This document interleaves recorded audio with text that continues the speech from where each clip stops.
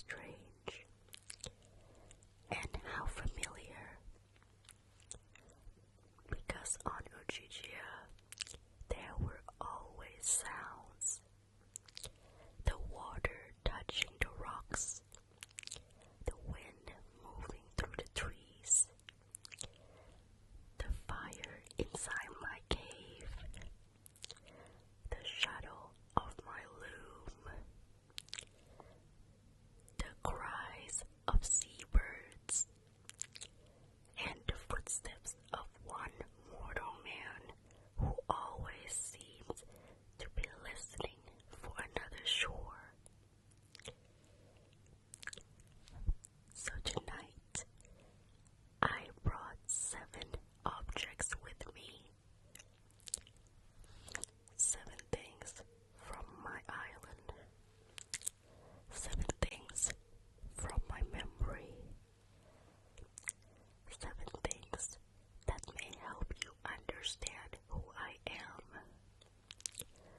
And perhaps, as I try your human ASMR, you may understand the island a little better too.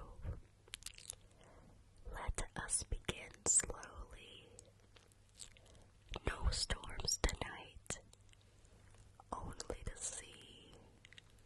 Only the story. Only you and me.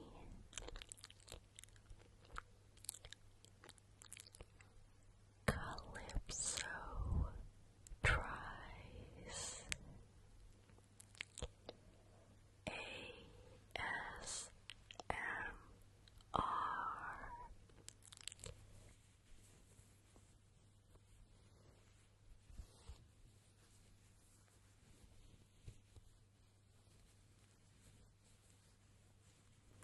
The first thing I brought is this cloth, blue like the sea around Ogygia, soft, thin, almost like water if water could be held in the hands. Listen. On my island, cloth was never only cloth. It was work. It was waiting. It was shelter. It was beauty. It was a way to measure days that had no clear ending. When Hermes came to Ogygia, he found me inside my cave, singing softly and working on my loom, thread by thread, pattern by pattern, day by day. But tonight, I did not bring the loom. I brought only the cloth, because sometimes one piece is enough to remember the whole thing.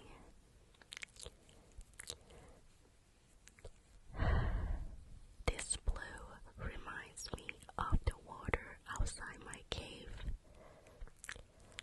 not the violent sea that broke ships, not the storming sea that swallowed men, but the quieter sea, the sea in the morning, the sea when it pretends to be gentle, the sea Odysseus stared at every day. Odysseus used to sit by the shore.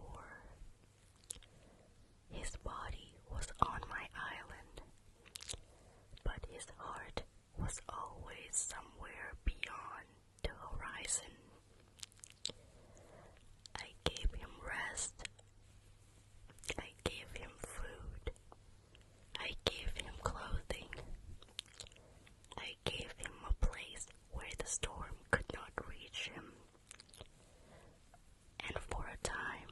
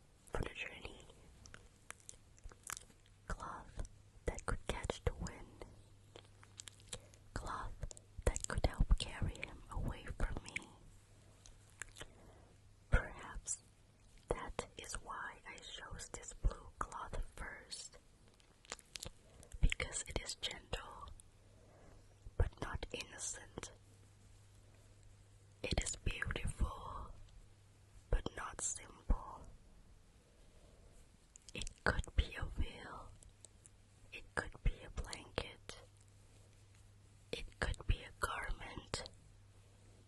It could be a part of a sail. It could be the last soft thing he touched before facing the sea again. Your world calls this ASMR.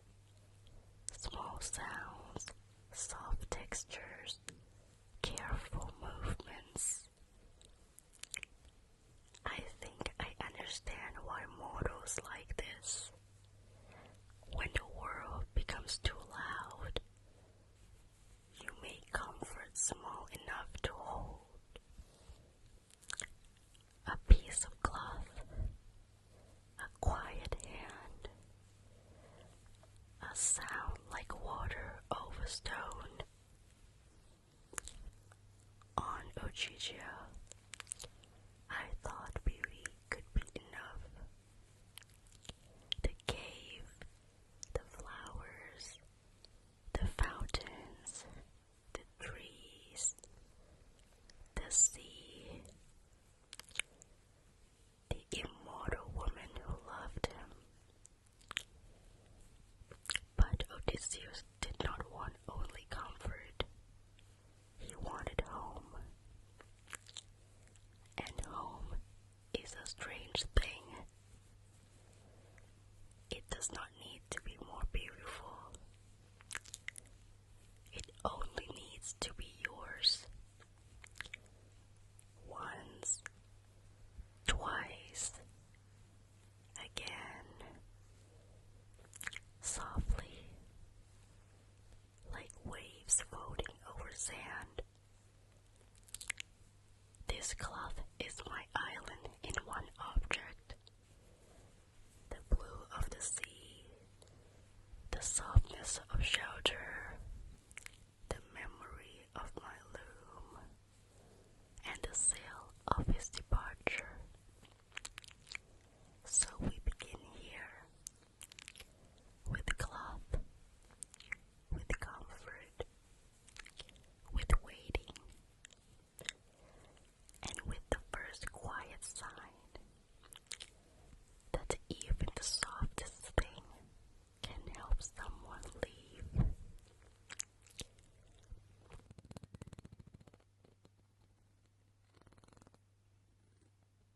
The second object is this comb.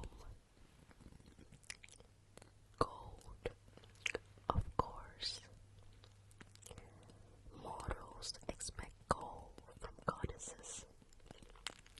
They expect beauty, radiance, hair that falls like sunlight, skin untouched by age, eyes that have watched kingdoms rise and sink. But beauty is not as simple as mortals believe. You think beauty is power, and sometimes it is. But sometimes beauty is a room you cannot leave. A face that never changes can become a mirror of everything you have lost. Listen.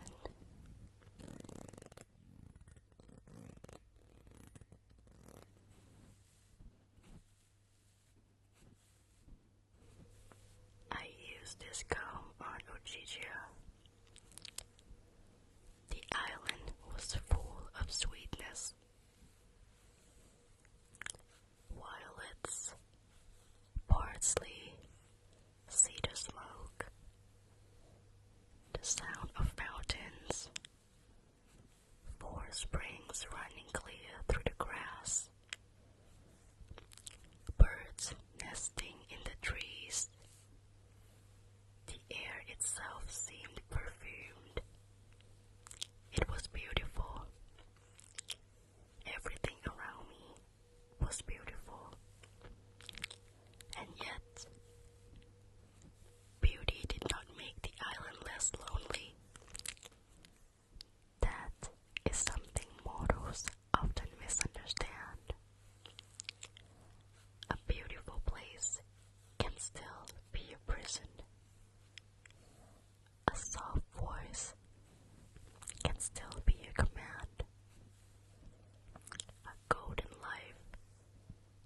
still be empty.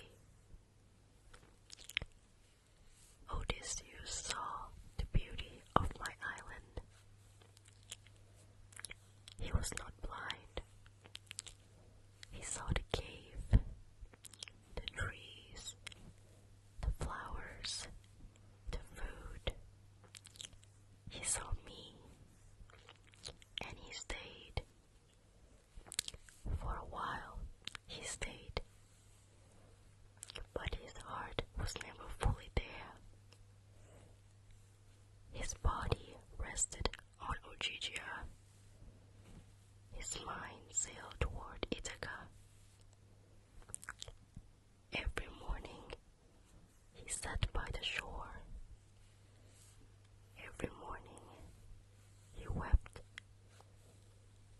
not loudly. He was not a man who gave grief away easily. But grief has its own posture.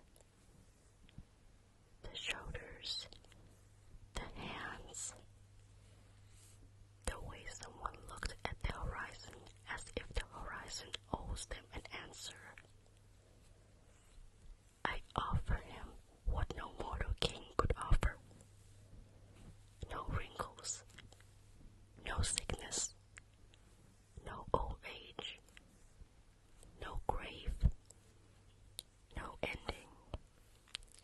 I offered him immortality, and still he wanted to go home. Do you know how strange that is? To an immortal, to offer forever and be refused. I was not only rejected as a woman, I was rejected as a world.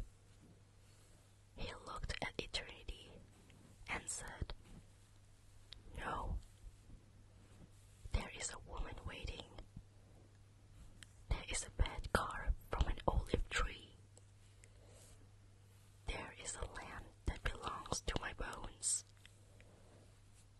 There is a life that ends, and I want that life. Perhaps that is why I brought this comb, because it represents what I could give. Beauty, unchanging youth, divine touch, everything mortals chase, everything poets praise,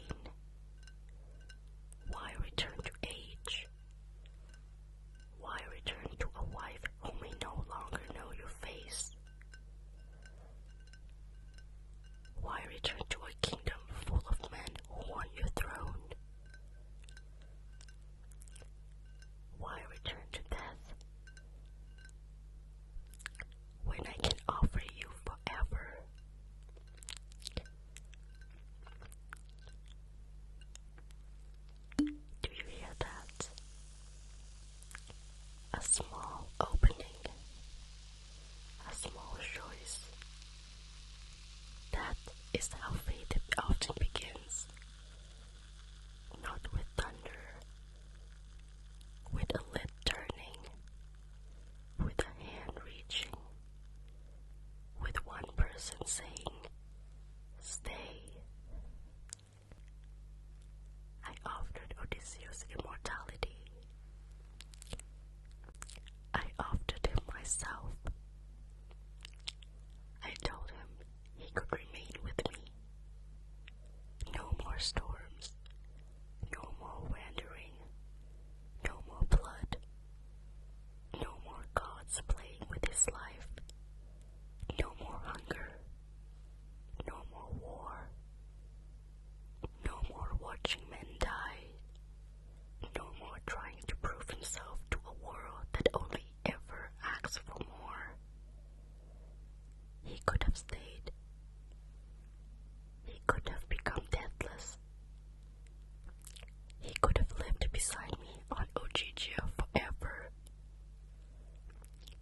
But there is a cruelty in offering someone peace when their soul is unfinished. Odysseus was not made for stillness, even when stillness might have healed him. He was a man of motion, of schemes, of memory, of longing, of home.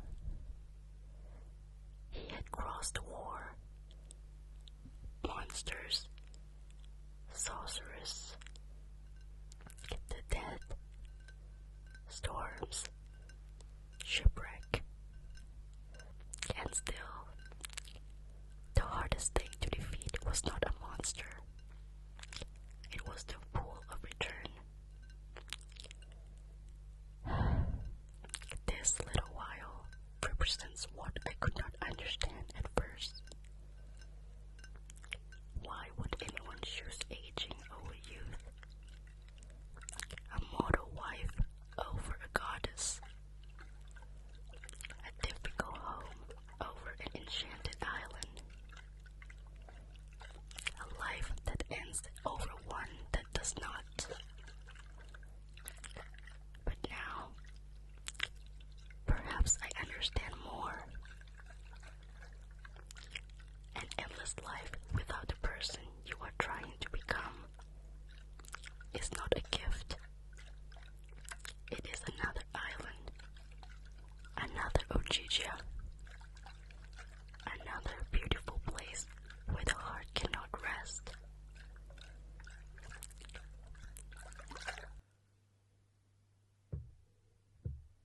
ASMR is interesting.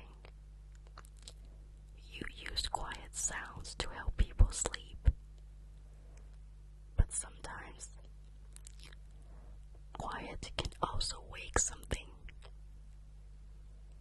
A memory, a sadness, a truth. This bottle reminds me of the quiet moment before a decision. The moment when everything is still possible. Before he says no. Before the raft is built. Before Hermes arrives.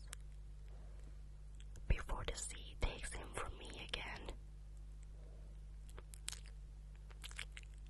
I will not drink it tonight. And neither will you. Some things are too powerful to taste. It is enough to listen.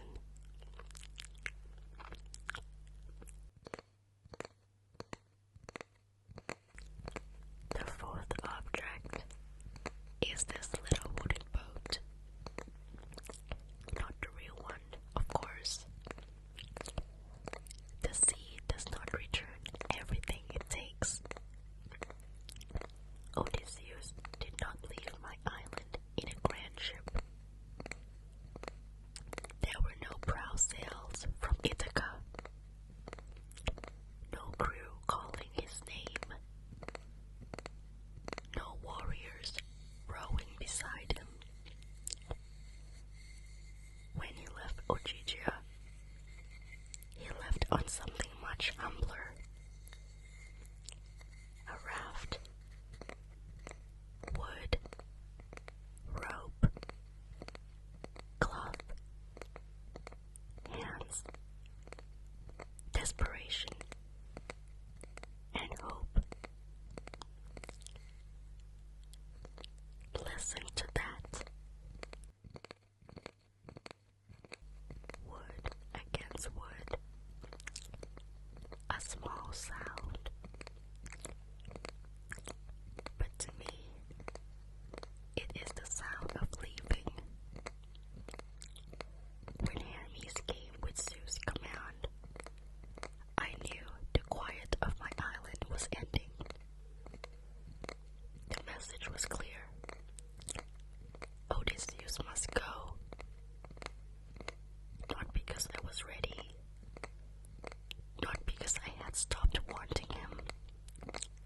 Not because the island had released him. But because the gods had decided that his journey must continue. So I did what I was commanded to do. I helped him leave. That is the part people do not always remember. I did not simply stand there while he disappeared. I gave him tools. I showed him the trees. I gave him cloth for a sail. I gave him food, wine, water, clothing. I prepared him for the sea that had already broken him once. And then I watched him build a thing that would take him away from me. Here, the bow, the place that faces forward. Mortals are always facing forward, aren't they? Even when forward is dangerous. Even when forward means storms. Even when forward means losing the soft place where they were safe. Odysseus was like that. He could rest, but he could not remain. His body was on my island, but his heart was already sailing home. This little boat reminds me that love can become very strange. Sometimes love means holding someone close. Sometimes love means feeding them when they are weak. Sometimes love means letting them sleep when the world has been cruel. But sometimes love means handing them the tools to leave you. That is not a gentle lesson. It is not the kind of lesson one learns smiling. I wanted to keep him. I will not pretend I did not. I wanted Ogygia to become enough. The cave, the flowers, the fountains, the soft bed, the food, the immortal woman who loved him. But he wanted Ithaca,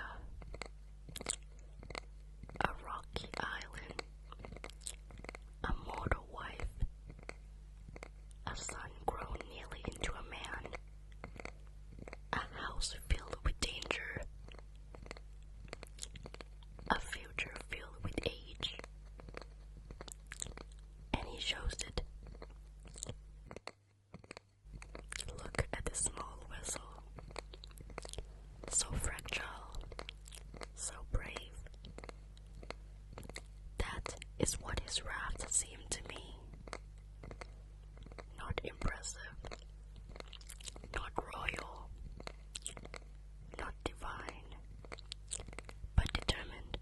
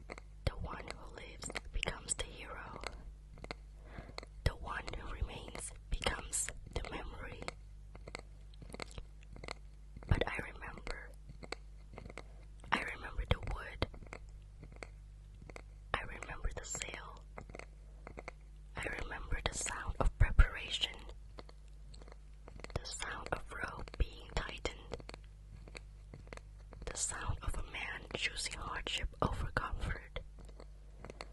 The sound of home calling louder than a goddess. So tonight, this boat is not only a boat. It is the moment I learned that shelter is not ownership, that care is not possession, that saving someone does not mean they belong to you, and that sometimes the most painful thing you can do is also the most merciful. You open the shore, you give the food, you watch the boat, and you do not call him back. There, the boat, the raft, the leaving, the small wooden thing that carried him away from Ogygia and back toward the life he chose.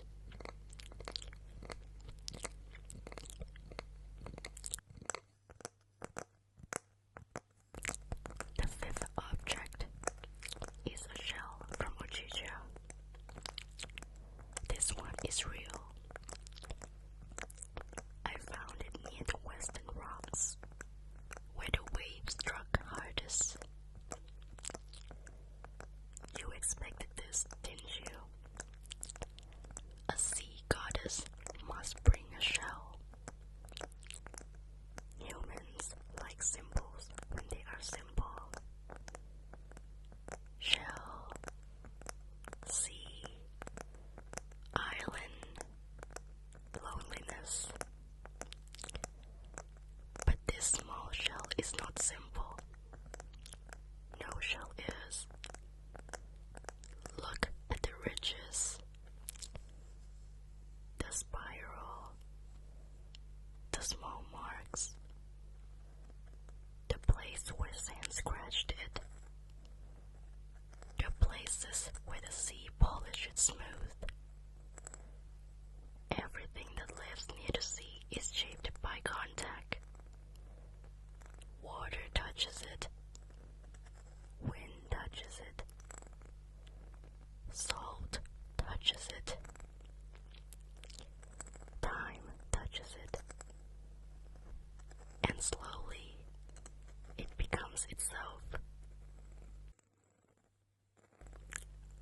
Odysseus came to me from the sea,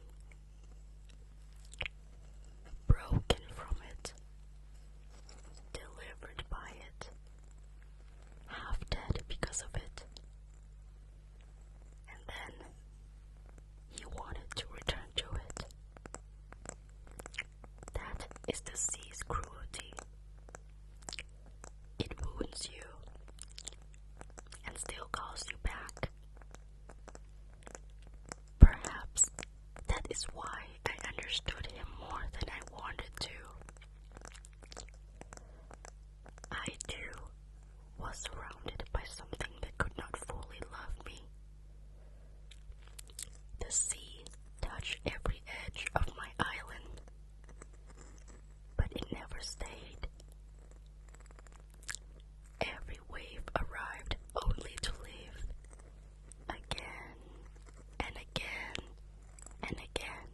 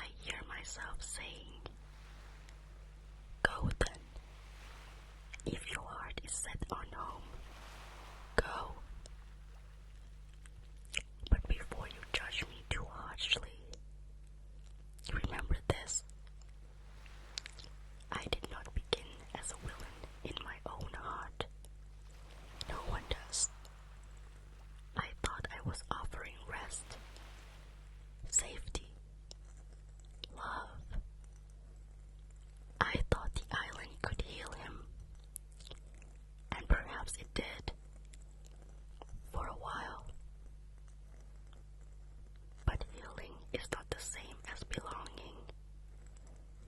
A hospital is not a home. A harbor is not a homeland.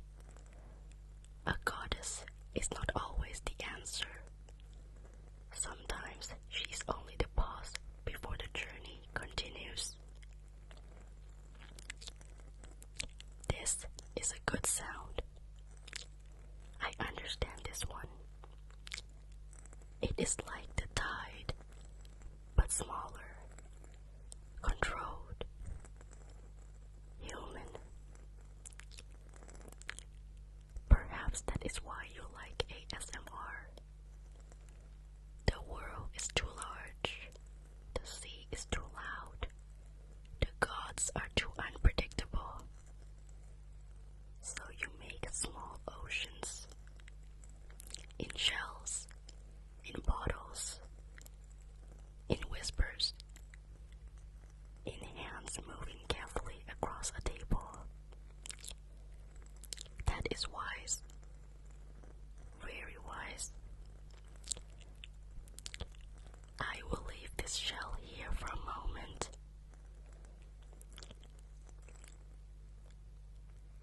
Let it listen with us. It has heard enough waves. Tonight, it can hear breath. The sixth item is the one I did not want to bring.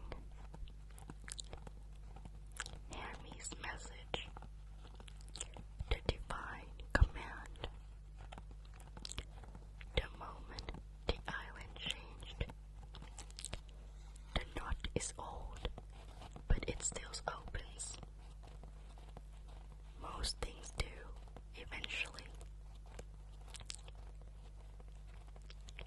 Listen.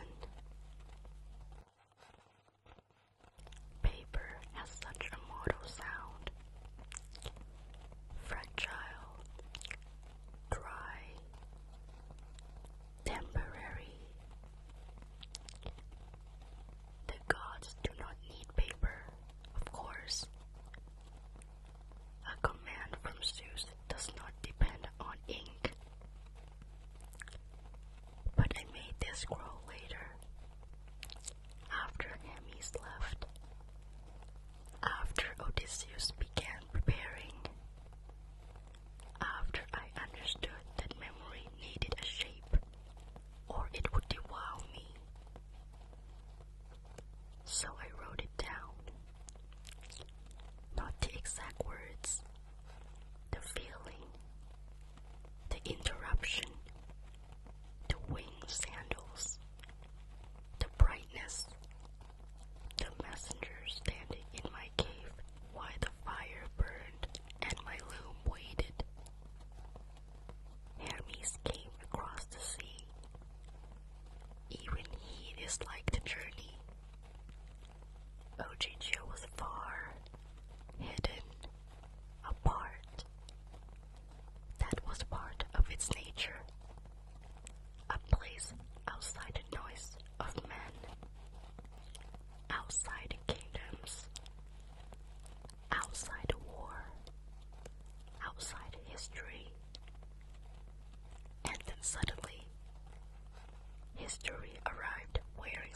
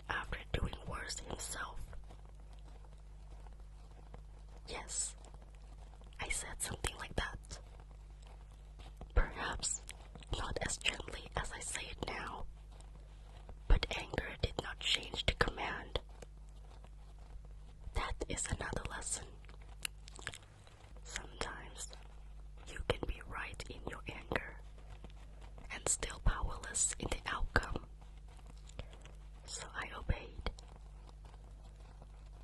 Not because I felt nothing, but because I could not keep him once the gods had spoken. And perhaps because part of me knew he had never truly been mine. This scroll is important because it reminds me that the story did not end because Odysseus suddenly became brave. He was already brave.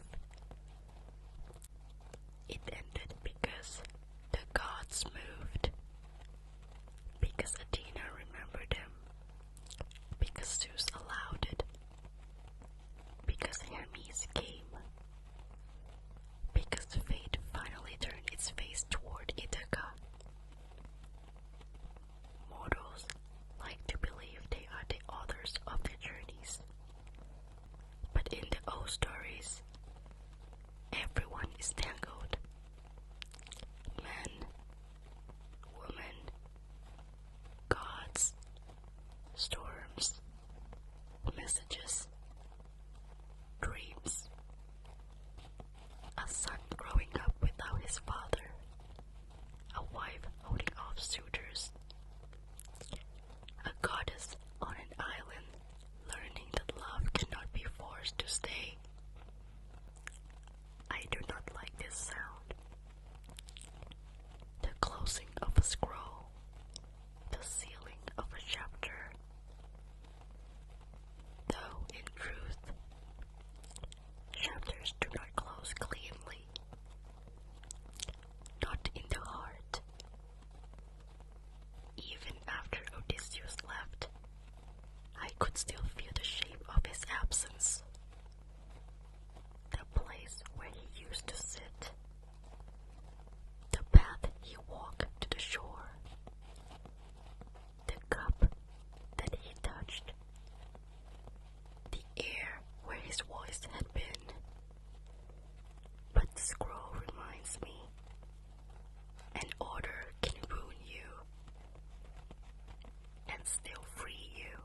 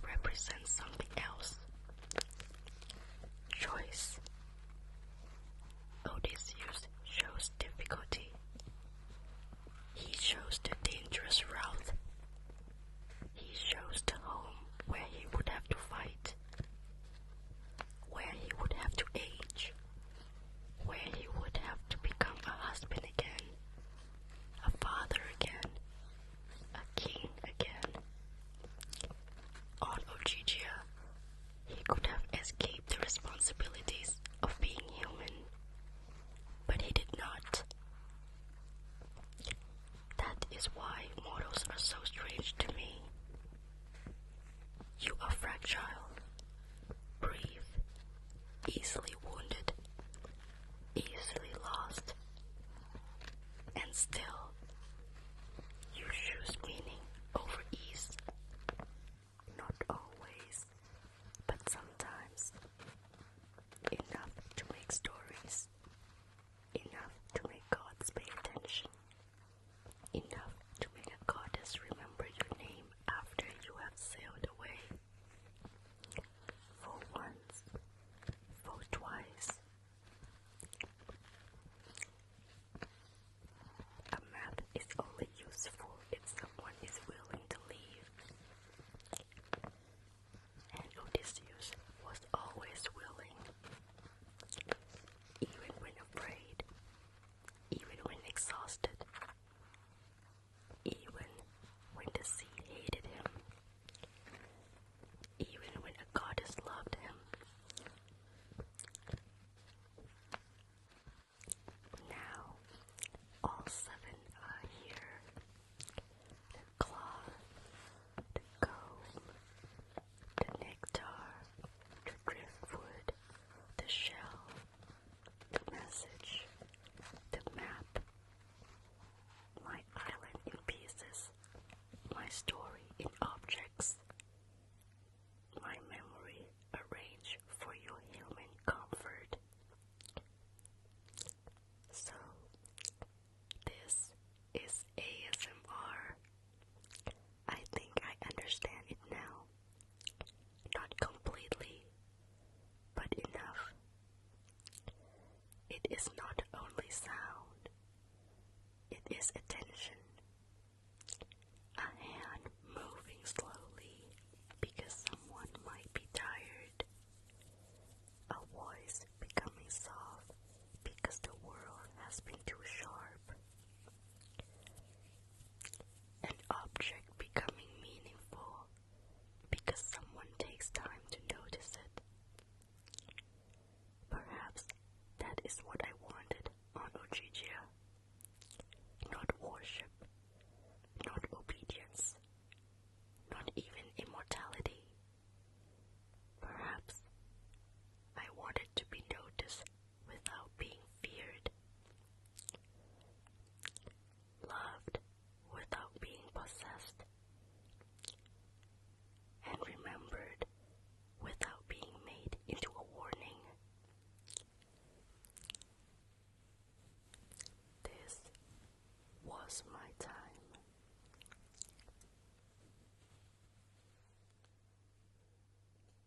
This was my beauty.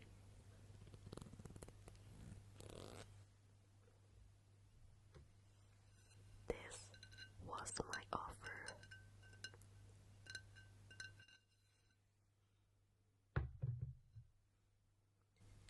This was his leaving.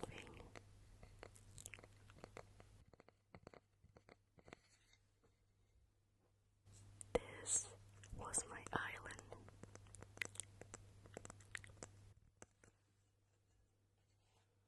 This was the command.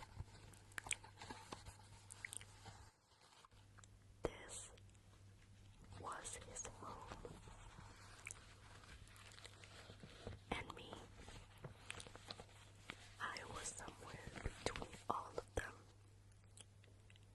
Not innocent, not monstrous, not simply lonely, not simply divine. Just Calypso, the hidden one, the one on the island, the one who had to learn that love is not proven by keeping someone near. Sometimes love is preparing the raft. Sometimes love is giving directions. Sometimes love is standing on the shore and not calling them back. If you are listening tonight because you are tired, because something in your life has become a sea, because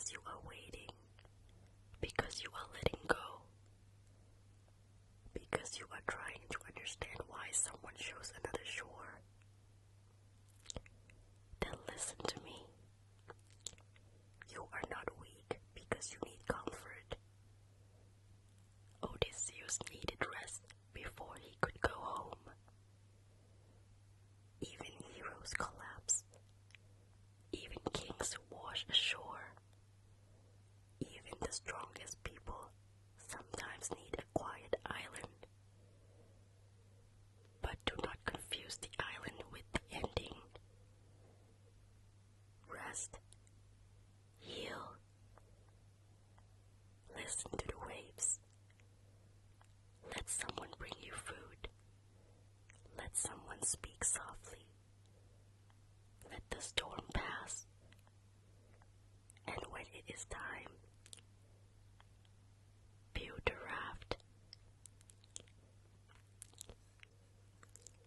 You do not have to stay where you were saved. You do not have to stay where you were saved. You do not have to belong to the place that helped you survive. And if you are the one standing on the shore, watching someone leave, may you have the strength to bless the journey. Even if your voice shakes, even if the island becomes quiet afterwards.